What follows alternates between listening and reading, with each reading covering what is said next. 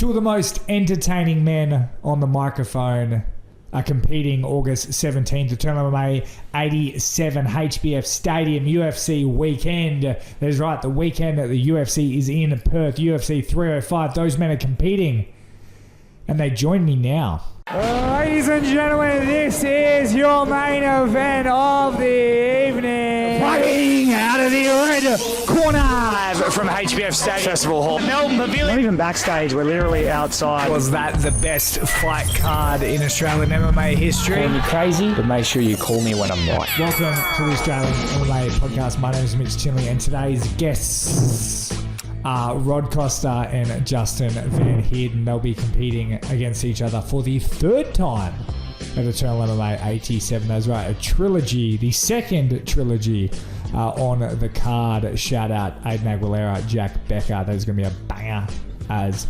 well. Rod Costa, the former Eternal MMA bantamweight champion and featherweight champion challenger.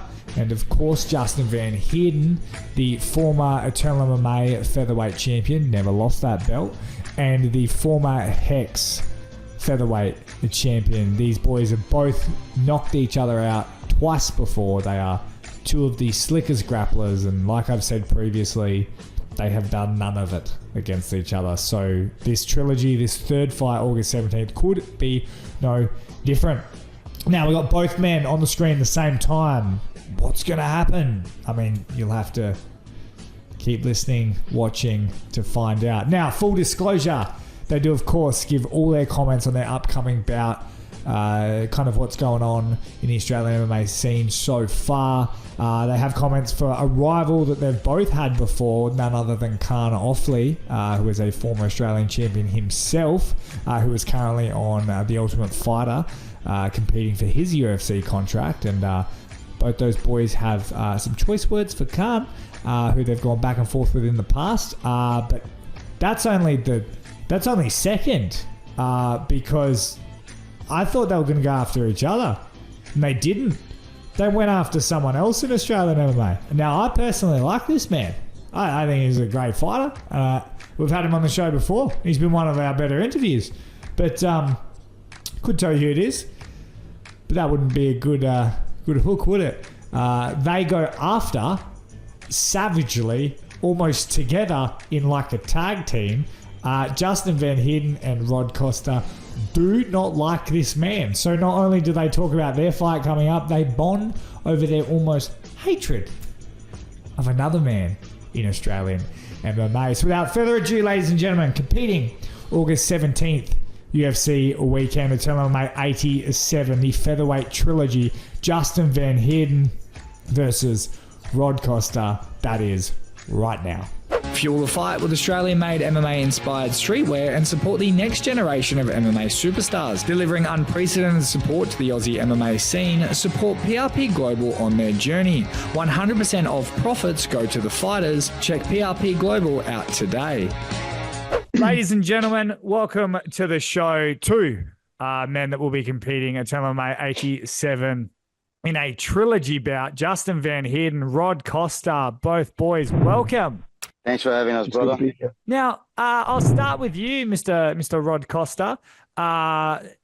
We never know, as the Australian MMA fan base, we never really know where you guys sit. Are you guys friends or rivals? I don't think we're friends just because we don't see each other that much. I don't, I'm sure we would be friends if I was training at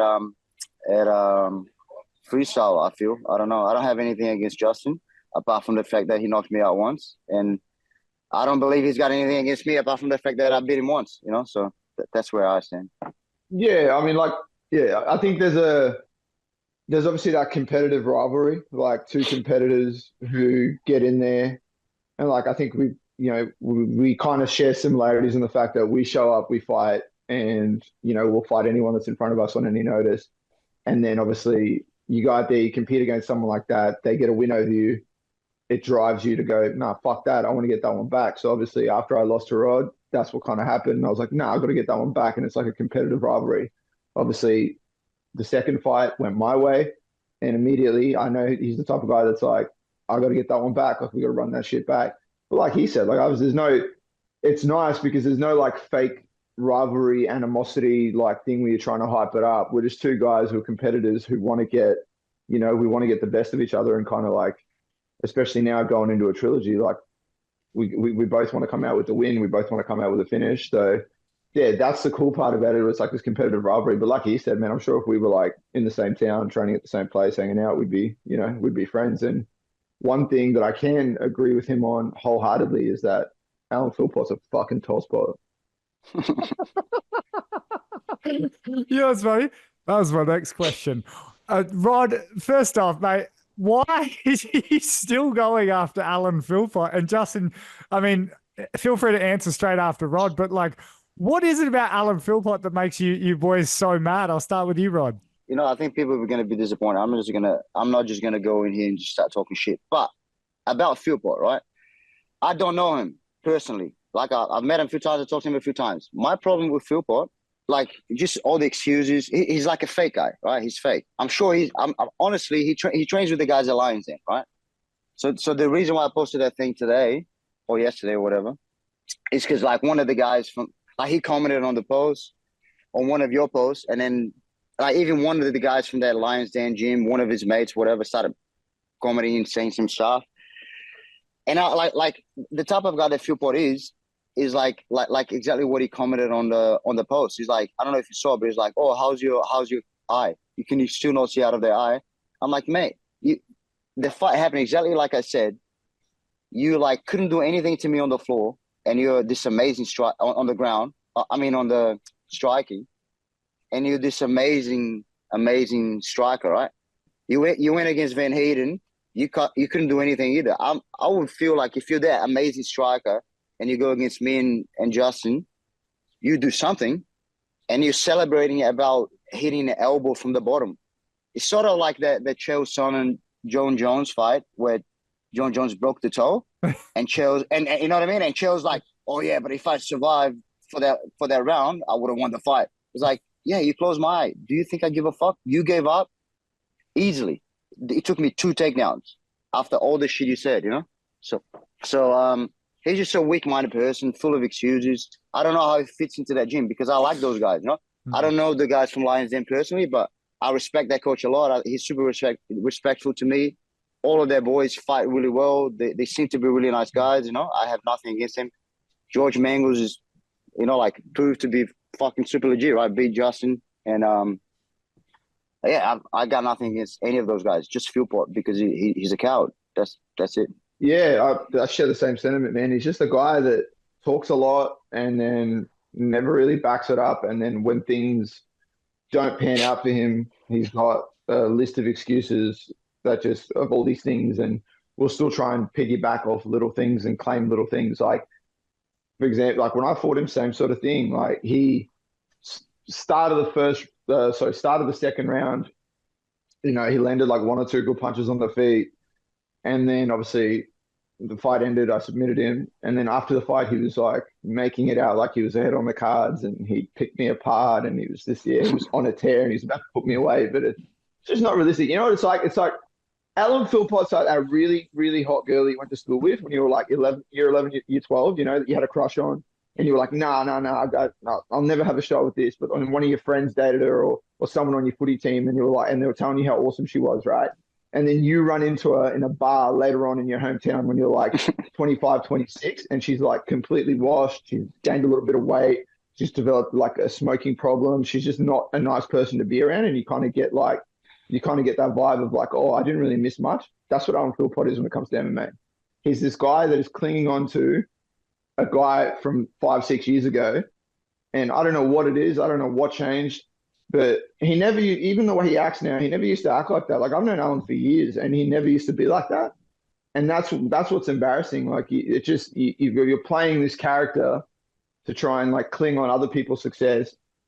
And like even now, like I half expected him when I lost to George to jump on straight away and start saying stuff. He hasn't, which is probably a smart thing to do because he would just get roasted because he lost to me. But yeah, it's just one of those things, man. He's just a guy that is, I guess, can't come to terms with the fact that he clearly just can't compete with anymore. He's just mentally weak. Speaking of the opposite of mentally weak, both you boys have shown not just your mental strength and your ability to fight, but your ability to sort of take losses and learn from them. I'll start with you, Rod. Your fight was obviously a little bit closer than Justin's one against George Mangos in terms of, I personally think you beat Kuya Ito. But where are you at now? You know, you were the absolute dominant piece in the bantamweight division, and then to lose your belt, kind of where you're at mentally. I want a rematch. You know, from my point of view, first off, after I lost that fight, I went online and watched the fight, and it was pretty boring, you know.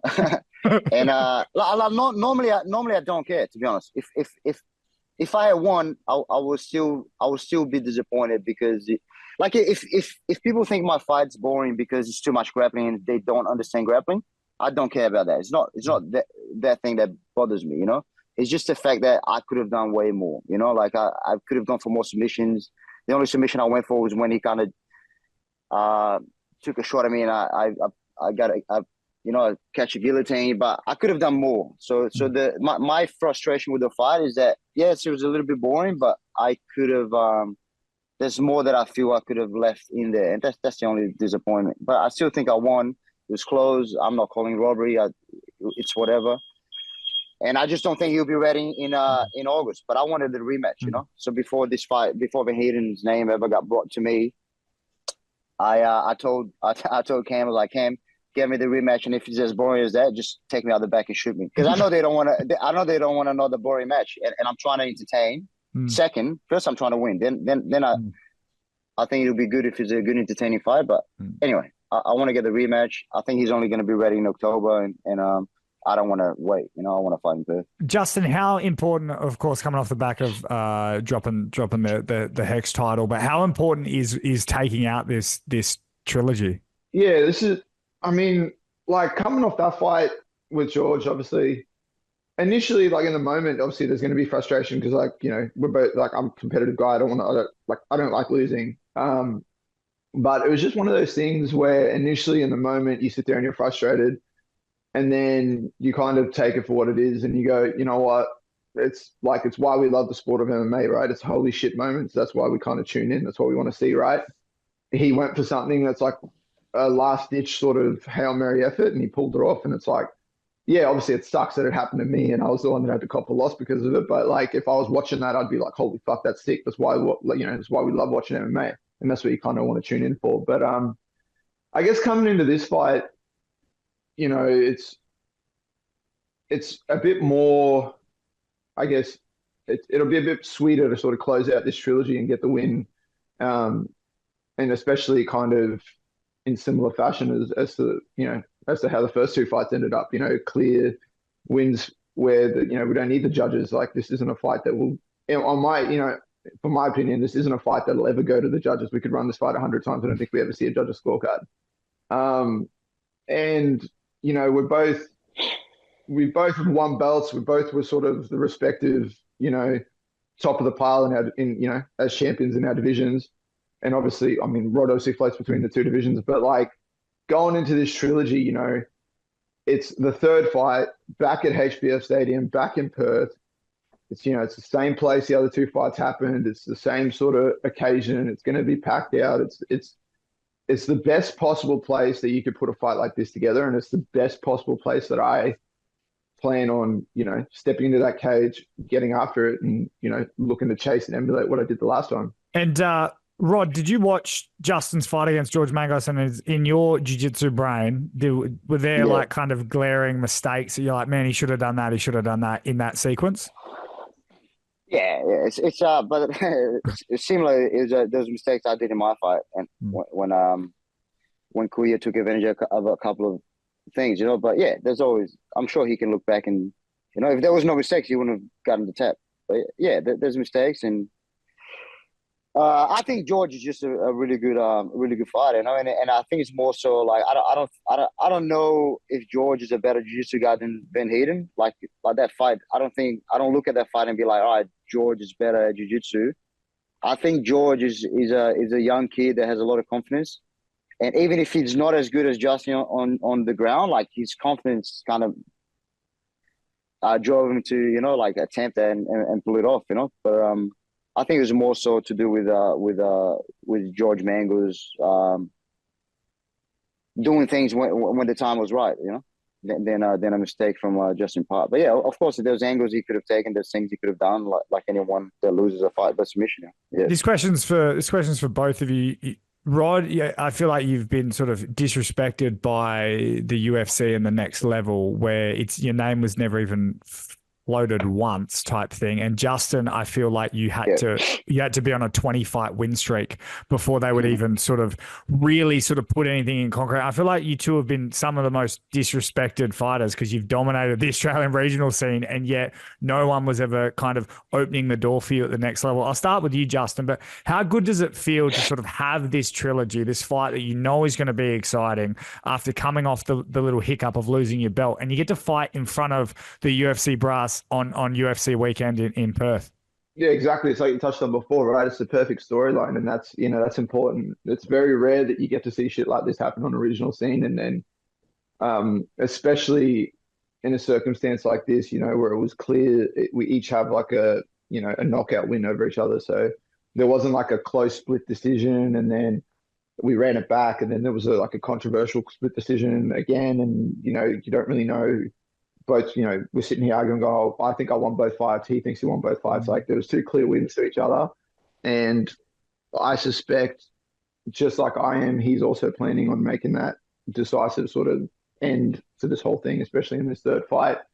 And I feel like, being that it's on that weekend, the same weekend as the UFC, in front of like all those eyeballs on UFC Fight Pass and, in a packed stadium, it just adds to the occasion. I feel like that's going to be a moment where you want to go out there and drive your knuckles through someone's orbital bone and put them to sleep to kind of put a stamp on it. And it sets you up for a sort of, I guess, rise back to just being at the sort of top of the mountain to sort of pick some exciting options for you next, right? Like obviously I go there and do my thing and beat Rod. Like obviously I'm not going to fight my teammate who's going to obviously fight for the belt on the same night. Like that's not a thing, but it sets me up for some cool options. Like it opens the door for some cool options, whether that's regionally or in the next level.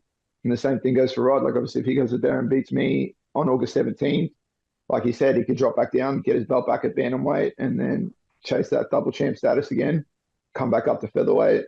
Who knows? Your options are open. So I feel like there's a lot to gain for both of us from this fight. But probably the most important thing is just the bragging rights of being able to like shut down this trilogy and be like, we think you beat the other guy. Rod, has it been frustrating at all that, the UFC hype never sort of really felt like it was brought up once? Not really, man. I got frustrations, but it's not. It's it's weird because I've talked about this before, and I hate to be repetitive, but I started fighting again in 2020. So in my mind, like October 2020, in my mind, this is where my MMA career started. I fought Dane Jones like years back, but that's out of like just training jiu-jitsu. And so I feel like in my head, at least, I've started my jiu-jitsu journey pretty late. I was like 31 or whatever, however old I was. And in those three first initial fights that I won kind of easy, I had no thought about going to the UFC or like, you know what I mean? Literally, it was just like, my mate Jack is about to go to the UFC. I like training with him. Let me see what I can do here. I like competing anyway. Jiu-jitsu is not happening because there's no comps because of COVID. Anyway, and then after, like, I jumped from Jamie to Kaan Ofli, and that's a massive jump in terms of like skill. And then after I lost to Kaan, but I really didn't, After that, it's kind of like I was fighting better and better guys, and then it became a real. I was never talked about to the UFC, as in they never said my name out loud, which they wouldn't. Why would you say a name of a guy that's 32, 33? Record's not that good, doesn't bring a lot of names. So, but there were talks about me, for example, before I fought Van Heerden, like maybe doing a contender series and things like that. So there were talks in backstage about like I could maybe jump to the next level of a contenders or something, But there's a couple other things that I want to open up, but there were talks, and I'm sure there was talks with Van Heerden. He after he lost to me, he took that loss and had like 1,000 wins, And I'm as surprised as you that he never got the shot at the contenders. So, but I'm sure there were talks backstage about it. So it's kind of like I never expected it, but then maybe like there was oh wait, maybe could I do that? And then when it mattered, I lost. And it's similar to my jiu-jitsu career, where I started training late. I started training jiu-jitsu at 21. Most people, if they're big deals in jiu-jitsu, they world champions by 21, black belts by 21, 22. So I feel like in both careers that I've had, I felt like that I was a little bit late to start, and then there's a little bit, like at jiu-jitsu, I got to silver medals 4 times at Worlds, so I could be 4-time world champion, but I'm 0-time world champion. So by very close margin. So I'm frustrated more with that, but that's just how life goes. Some people have done Worlds. Some people have competed at Worlds with me since 2010 every year and has never won any medals or have never done any shit. I've accomplished a bunch of medals. I beat a bunch of world champions. I've done some cool shit. I'm proud of me, So that's where I'm at. You've seen Kaan Ofli do well in tough. Any message to Kaan Ofli? Nah, man, good on him. Yeah, good on him, bro. It's like I said, it's the last thing you'd want to see is someone get an opportunity, whether you like him or hate him. Like I've said this before, I don't have to like a dude to support him, right? Like I don't like that guy. I don't like him as a person. I don't like him, and I have my reasons for that. But that doesn't mean that, I'm going to see he gets like a shot at contenders and I have to sit there and be like, I hope he fucking loses. No, I don't. I hope he goes out there and does well, because it elevates everything else, right?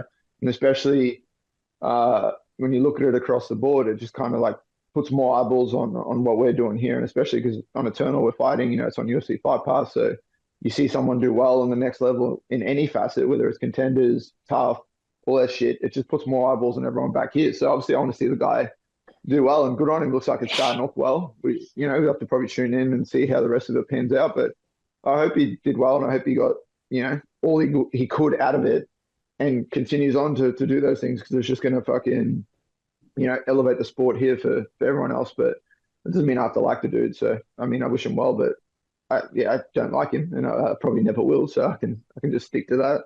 Yeah, I'm 35, bro. I can't be, hating everybody all the time. There were reasons why we didn't get along, right? But again, same thing with Philpott. I'm sure those guys at Lions Den for some reason like Philpott, What I don't like about them is just some attitudes about. I think sometimes for these guys, they miss someone to be honest with them and be like, "Hey, man," like Philpott, for example, like these are just a bunch of excuses. Every fight he lost for 5 years, he came up with an excuse, and then my fight's like, "Oh, this time will be different." Blah, blah, blah. I think sometimes just like someone should be like, "Hey, bro, like understand what you're doing. Stop being a coward, whatever." But with Kaan, I wish him all the best. I hope he does well.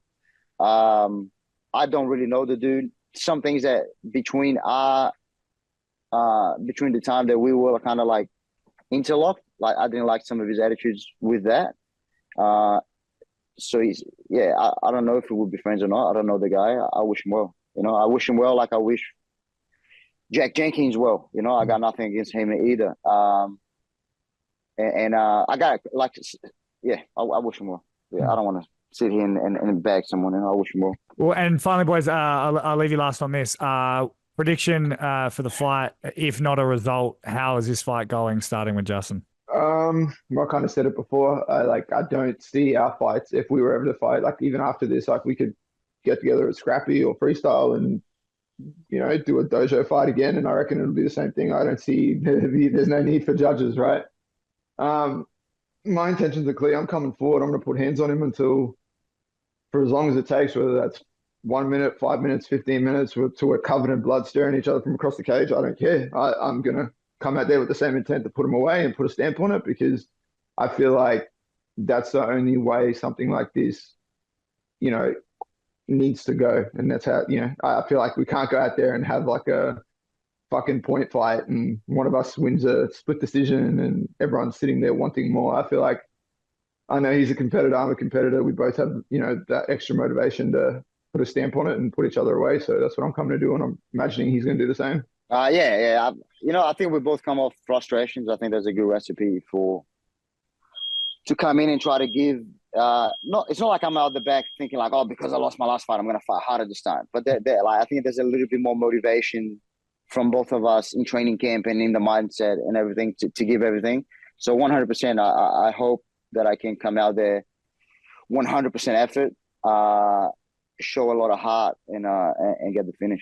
Well, boys, props to you all for jumping on the call. I really appreciate it. And I'll see you all next time. And I'm sure I'll stir some shit up by the time we talk next time. I wish I could give you more shit talk, man. But thanks for having me. I like the honesty is like, the authenticity is what I want. Like, genuinely, when we started, I was like, oh, I wonder where these boys are at. Like, are they going to talk shit or are they going to be sort of respectful? And what I like is that, and maybe in the world we can all learn this, that if we can all come together and I guess hate Alan Philpott together, it makes you guys friends.